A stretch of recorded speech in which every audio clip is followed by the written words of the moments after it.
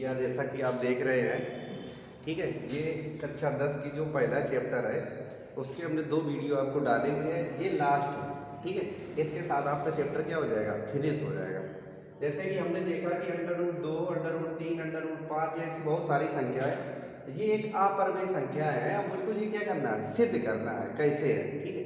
तो सबसे पहले हमें ये पता होना चाहिए परिमेय संख्या क्या है, उसको बोलते हैं इंग्लिश में रेशनल नंबर क्या है।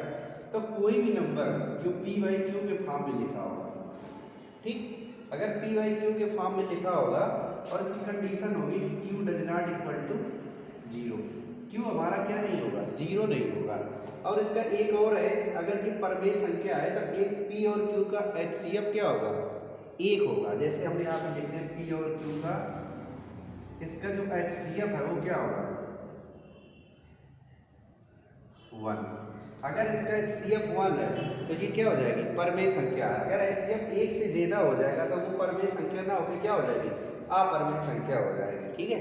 ये इसी को बोलते हैं सह अभाज्य संख्या। क्या बोलते हैं, सह अभाज्य संख्या, इसी को बोलते हैं को प्राइम नंबर, ठीक। अब हम देखते हैं अपना सवाल।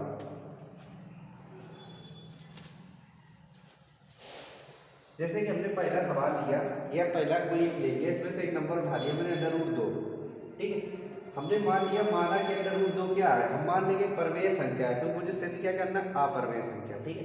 तो हमने ले लिया कि √2, ठीक है, ऐसे लिख देंगे, माना कि √2 एक परिमेय संख्या है।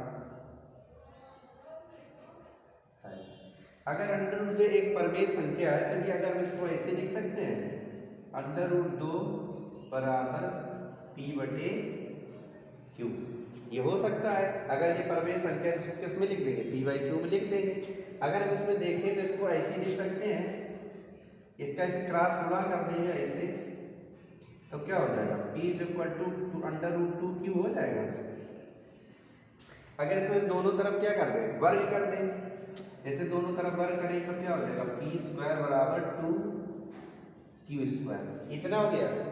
अगर ध्यान से देखो कि q में अगर हम किसी संख्या का मैंने गुणा किया 2 का, तो वो क्या बन गया, p², या हमने p² में किसी का गुणा करेंगे तभी तो ये बनेगा 2q, ठीक है। तो यहाँ से देखते हैं हम p², ठीक है, ये किसका डिविजिबल है, p²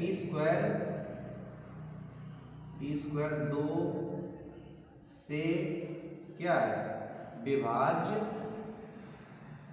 है, या 2 से विभाजित है, ठीक है। जब p² 2 से विभाजित है तो हमारा क्या होगा, p भी होगा, p भी 2 से विभाज्य है, होगा कि नहीं होगा। इसको हमने मान लिया, क्या कंडीशन फर्स्ट या मान लेते हैं, ये इसके आगे अब हम चलते हैं। अब हम फिर से मान लेंगे, जैसे हमने यहाँ पे लिया था हमारा p किससे विभाज्य है, 2, ठीक है, 2 से, और p भी किससे विभाज्य है, 2 से। तो ये क्या, अगर हम आगे से ले लें, यहाँ से हमने ले लिया p, ठीक। अब यहाँ से आगे देखो, अब मैंने एक जो कंडीशन फॉलो कर दी, एक इसको हम और करेंगे, ठीक है, और हमारा यहाँ से क्या आ जाएगा, आंसर आ जाएगा। चलो देख लेते हैं। जैसे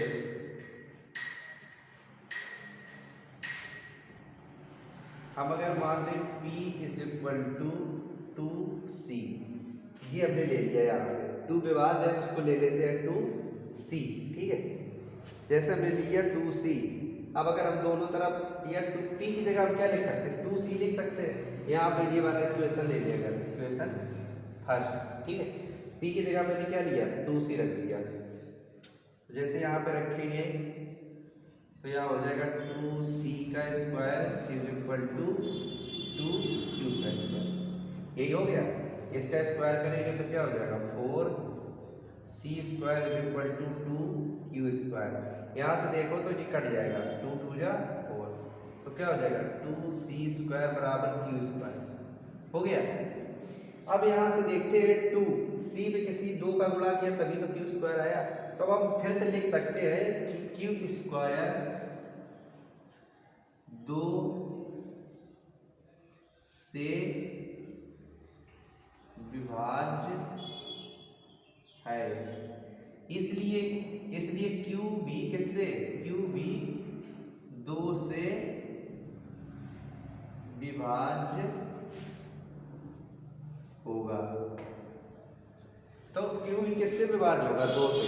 अब यहां से एक चीज हम देखते हैं कि P भी 2 से विभाज्य और Q भी 2 से विभाज्य, लेकिन हमने कहा अगर कोई संख्या क्या परमेय संख्या है तो उसमें सिर्फ क्या होना चाहिए, 1, लेकिन यहाँ पे कितना आ गया, 2, दोनों क्या आ गया, 2। इसलिए जो हमने माना कि दोनों ये संख्या क्या है, परमेय, लेकिन यहाँ पे ऐसे लिख देंगे, इसको देख लेते, इधर देख लेते, यहाँ देख लेते इसमें, ठीक है।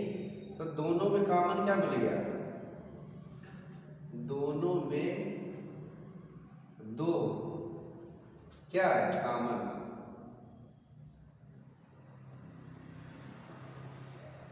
इसलिए ये क्या हो जाएगी, परमेय संख्या तो नहीं, क्या हो जाएगा, अपरमेय संख्या, ठीक, कॉमन है।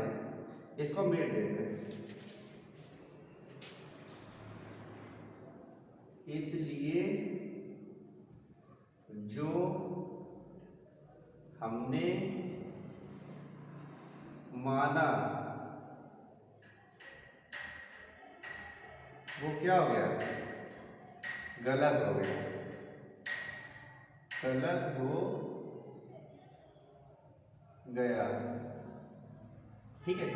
ये जो माना था वो क्या हो गया, गलत हो गया। इसलिए √2 क्या है, एक अपरमेय संख्या है। इसलिए √2 एक